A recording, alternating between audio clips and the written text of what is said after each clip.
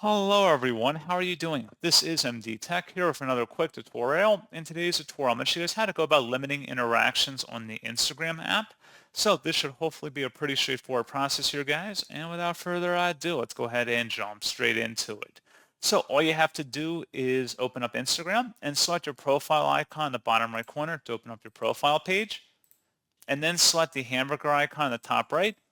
And now that we're on here, you want to scroll down underneath how others can interact with you and select limit interactions. So basically you can limit certain interactions like comments, messages, tags, and mentions from certain people, and then recent followers and accounts that don't follow you, for example, which you can customize by selecting the options in here. So it'll say what will be limited, for example. If you click inside of here, you can select some interactions or most interactions.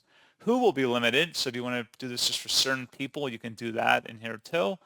And then when you want to be reminded to turn this off, so you can set a certain time duration. You can only set up to a maximum of 4 weeks, so just keep that in mind.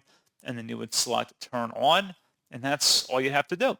So pretty straightforward process, guys. And as always, thank you for watching. I do hope that I was able to help you out, and I do look forward to catching you all in the next tutorial. Goodbye.